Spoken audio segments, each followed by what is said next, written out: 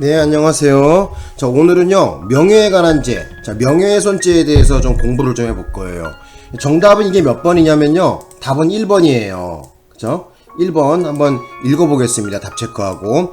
피고인이 아파트 각 동 로비에 설치한 TV 모니터 화면에 피해자를 지칭하여 미쳤구나. 입주자 대표 회장, 아무개 회장, 김아무개 회장, 당신에겐 회장이라는 말 쓰기도 부끄럽습니다. 라는 글을 게시했습니다. 자, 이 경우에, 이 표현은 피해자의 외부적 명예를 침해할 만한 표현으로 모욕죄가 성립한다 했는데, 우리 대법원에서는 이 경우에 모욕죄나 명예훼손죄가 되지 않는다고 했습니다. 자, 알아두셨으면 합니다. 자, 그래서 여기에 관련돼서 판례 얘기를 좀 더 해보겠습니다. 자, 가보자고. 자, 준비해온 화면입니다. 자, 여기 보시면요.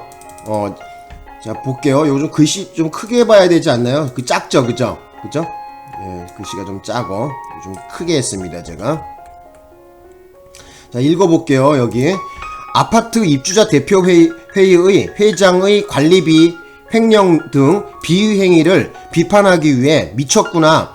입주자 대표 회장과 같은 표현을 사용한 것은 공공의 이익을 위한 정당행위로 인정되어 모욕죄 및 명예훼손죄로 처벌할 수 없다는 대법원의 판결이었고요. 판례번호는 2024도에 14555 이렇게 됩니다. 14555. 자, 여기에 대해서 좀 더 자세하게 아래 설명드려 보겠습니다. 자, 여기 한번 보자고 또. 아파트 입주자 대표 회장 비방과 모욕죄. 대법원 판결에 따르면 입주민이 아파트 관리 운영에 관한 의혹이나 문제를 지각하고 이를 공론화하는 과정에서 다소 감정적이거나 과장된 표현을 사용했더라도 그 주된 목적이 어떻다는 거야? 자, 입주민들의 권익보호와 공공의 이익을 위한 것이라면 형사처벌 대상에서 제외된다. 이렇게 판시했고요. 그 다음에 또 볼게요. 자, 여기 핵심 판결의 요지입니다. 자, 읽어볼게요. 사건의 내용. 입주자 대표 회장의 운영비 횡령 의혹을 비판하기 위해 아파트 내 모니터에 미쳤구나. 입주자 대표 회장 및 당신에겐 회장이란 말도 부끄럽습니다라는 문구를 게시한 사건인데요. 자, 계속해서 보겠습니다. 자, 여기 한번 보자고. 자, 대법원 판결 무죄 취지입니다.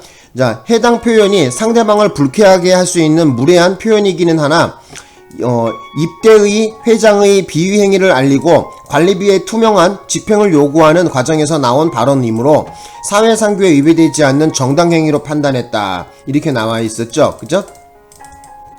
자, 그 다음에 또 계속해서 볼게요.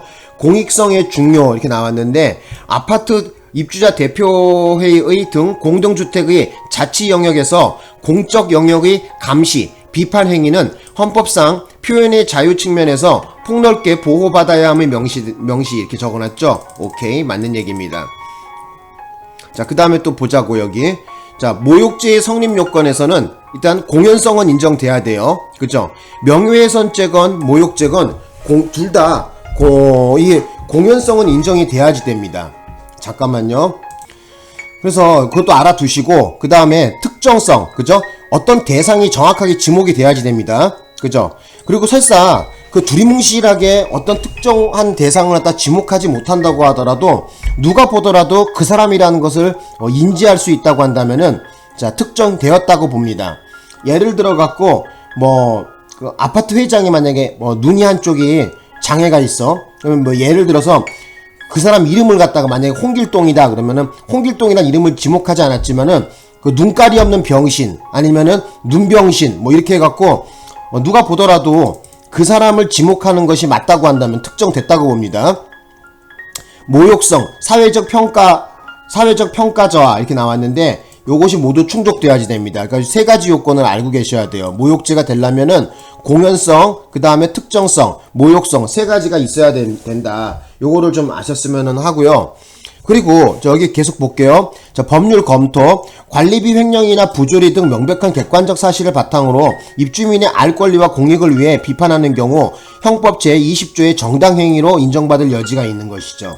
그래서 우리 대법원의 판례에서는 비록 여기 다소 모욕적인 언사가 있긴 했었어요. 기분이 언짢고 내용이 있지만은 이 경우에는 모욕죄나 명예훼손죄가 되지 아니한다고 이렇게 판시했습니다. 그래서 모욕죄 및 명예훼손죄로 처벌할 수 없다는 2024도의 14555 판결이 있다는 것을 알아두셨으면 합니다. 되셨나요? 자, 그러면 계속해서 보겠습니다. 그래서 동그라미 1번에 보시면은, 자, 넌 미쳤구나. 입주자 대표 회장. 그런 말 쓰기도 부끄럽습니다. 자, 이 사건은 어떻게 됐다? 모욕죄가 되지 않고 명예훼손죄도 되지 않는다는 사실을 알아두셨으면 합니다. 둘 다 안 돼. 자, 그 다음에 이제 봅시다. 동그라미 2번으로 가보자고. 자, 발언 상대방이 발언자나 피해자의 배우자, 친척, 친구 등 사적으로 친밀한 관계에 있는 경우. 자, 이 경우에 어떻게 되냐는 거야. 이 경우에 이 전파 가능성이 있는지 여부거든요. 직무상 비밀 유지 의무 또는 이를 처리해야 할 공무원이나 이와 유사한 지위에 있는 경우에는 그러한 관계나 신분으로 비밀의 보장이 상당히 높을 정도로 기대되는 경우로서 특별한 사정이 없는 한 명예훼손죄의 구성 요건인 공연성에 부정된다 이렇게 나와 있었죠. 그죠? 생각을 한번 해보세요. 누구를 헌담했어요. 예를 들어 홍길동이라고 봅시다. 홍길동을 막 헌담했어. 아이 그 새끼 말이야 옛날에 전과 있다고 저기 해갖고 넘을 거면 훔치다가 절도죄로 해서 깜빵이 다녀온 새끼니까 품행이 역시 거지 같은 새끼다, 나쁜 새끼다 하면서 막 욕을 했어. 그런데 그 사람의 친구나 친척에게 그런 얘기를 막 했다고 칩시다. 그러면 그 친척이나 친구가 이거 동네방네 떠벌리고 다니면서 이걸 갖다가 전파할 가능성은 없는 것이죠. 그 피해자 당사자에게는 물론 말해줄 수는 있겠지만은 이 친척이나 친구 같은 경우에 이걸 여러 사람들에게 얘기하고 댕기고 이러지는 않겠죠. 그래서 이 경우에는 공연성을 부정한다는 거예요. 배우자도 당연하겠죠. 그죠? 그 마누라한테 얘기했어. 당신 남편 말이야. 옛날에 말이야 뭐 해갖고 어떻게 해갖고 교도소 갔다 온 전과자야. 그리고 그러니까 품행이 거지 같으니까 이번에도 뭐 해서 돈 횡령해 처먹었어. 뭐 이렇게 헌담할 수가 있단 말이에요. 그렇다고 하더라도 이 배우자 같은 경우에 동네방네 그걸 갖다 떠벌리고 다니지는 않겠죠. 그래서 이 경우에 전파 가능성이 없고 공연성을 그래서 인정하지 않았다는 거예요. 그죠? 그래서 친밀한 관계에 친분도가 있거나 아니면은 뭐 공무원이나 이와 유사한 관계로서 어떤 그 비밀 보장을 그런 의무를 갖고 있는 양반이란다면은 자, 그런 사람에게 공연성을 인정하지 않는다는 거예요. 그런 사람에게 얘기했을 때는. 자, 그러니까 일면식도 없는 처음 보는 사람한테 얘기해야 되겠죠. 그죠? 아니면은 별로 친하지도 않은 이런 사람들. 자, 이제 3번 해보겠습니다. 명예훼손죄는 추상적 위헌범으로, 그쵸? 추상적 위헌범이죠. 불특정 또는 다수인이 적시된 사실을 실제 인식하지 못하였더라도 인식할 수 있는 상태에 놓인 것으로 명예가 훼손된 것으로 보아야 한다. 오케이, 맞는 얘기예요. 자, 여기에 대한 얘기를 해볼게요. 그래서 예를 들어서 목욕탕에서 목욕을 하고 있었는데 웬 아저씨가 막 오는 거야. 와갖고 아유 자네 아파트 어디 사는 사람 맞지? 그랬더니 예 맞습니다. 그랬더니 당신 아파트 회장 말이야. 아이 그 새끼면 내가 뭐 이렇게 해서 저렇게 돼갖고 나쁜 놈이고 뭐 해서 어떤 놈이야. 막 얘기를 갖다가 떠들었단 말이에요. 그죠? 떠들었는데 그 주변에서 목욕하던 사람이 그죠? 자기 목욕하기 바빠갖고 그 사람 말에 신경 쓰지 않는 경우도 있겠죠. 설사 그 사실을 그죠? 주변에서 그 다수인이 인식하지 못했다고 하더라도 어떻게 된 거야?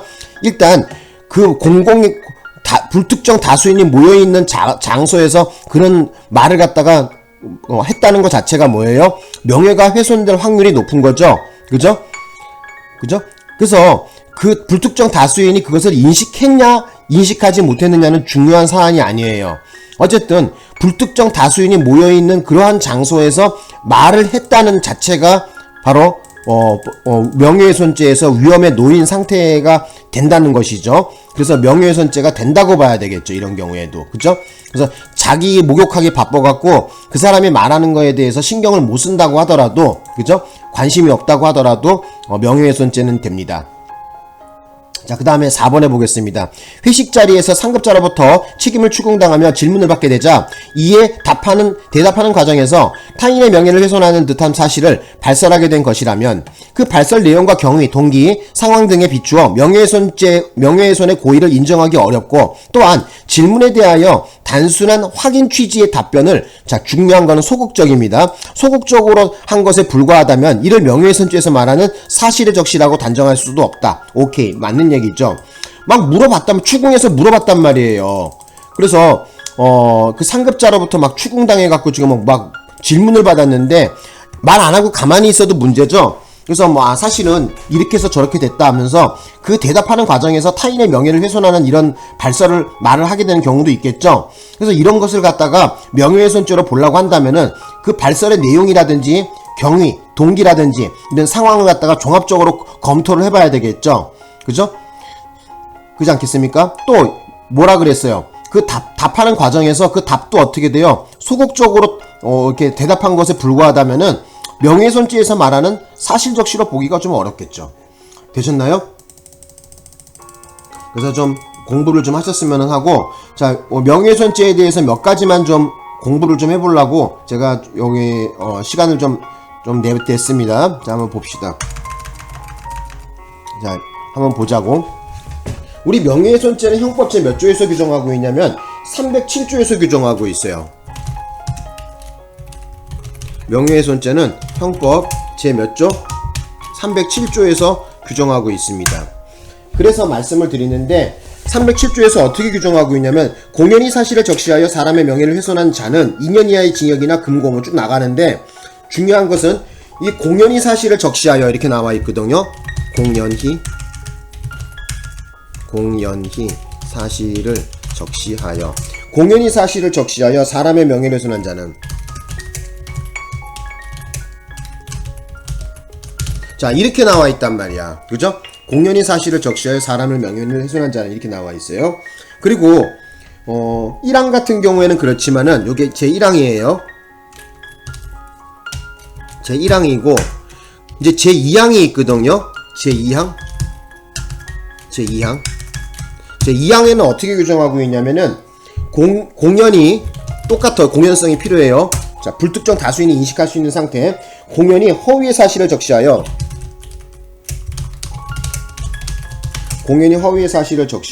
사람의 명예를 훼손한 자는,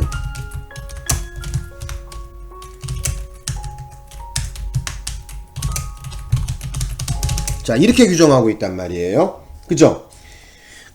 그래서 여러분들은 1항 같은 경우에는, 그죠? 진실한 사실, 2항 같은 경우에는 허위의 사실을 갖다가 지금 명기하고 있는데, 이 허위냐 진실이냐 여기에 대한 얘기도 좀 또 해볼게요. 잠깐만요.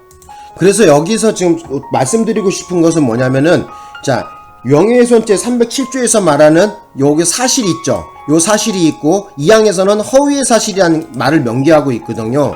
그래서 우리 대법원 판례의 입장을 갖다가 좀 소개를 좀 드려볼 건데, 자, 판례 번호는 어떻게 되냐면은, 자, 여기다가 좀 적어봅시다. 2016도에 18024 이렇게 판례 번호는 나와 있고요. 자, 우리가 말하는 307조 1항에서 말하는, 자, 적어볼게요. 제가 형법 제 307조 제 1항에서 307조 제 1항에서 사실이라는 거 있죠. 사실, 이렇게 할까요? 예. 여기서 말하는 사실이라는 것은 허위의 뭐예요? 제 2항에서 말하는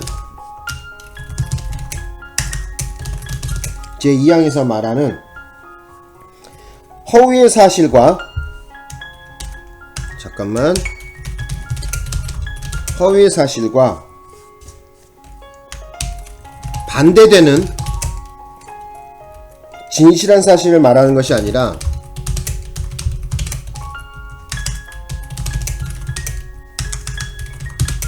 이게 중요해. 자, 2항에서 말하는 허위의 사실에 반대되는 진실한 사실을 말하는 것이 아니라 그랬어요. 자, 가치 판단이나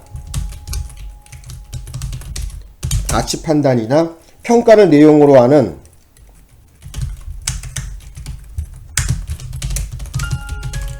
평가를 내용으로 하는 의견에 대치되는 개념이다. 의견에 대치되는 개념. 의견이 대치되는 개념이다. 자, 요렇게 판시했습니다.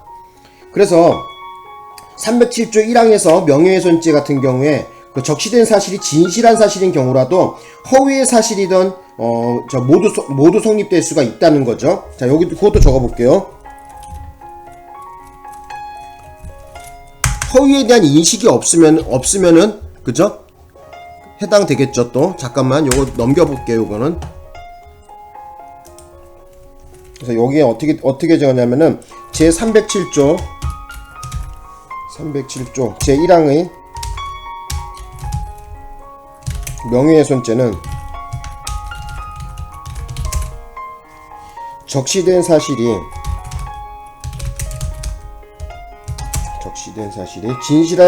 진실한 사실인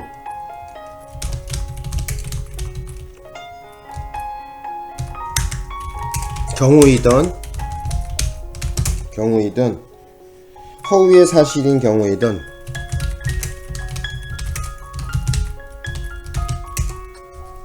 모두 성립될 수 있습니다. 자, 그리고 허위의 사실이 특히 적시된 사실이 허위의 사실이라고 하더라도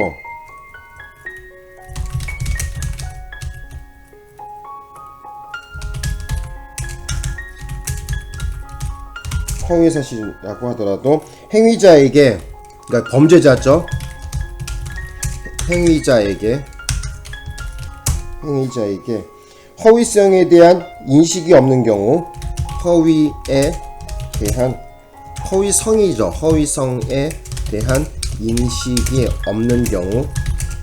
대한 인식이 없는 경우에는 어쩐다? 307조 2항의 제 2항의 명예훼손죄가 아니라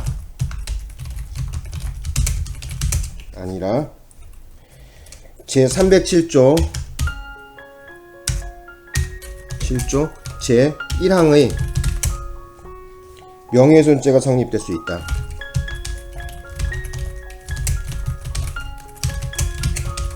자, 요렇게 판시했어요. 그래서 요거 되게 중요하거든요. 24년도 경위 공채에 나왔고요. 22년도 수사경과에도 나왔어요. 22년 수사경과에도 나왔고, 또 24년도 경위 공채에도 나왔습니다.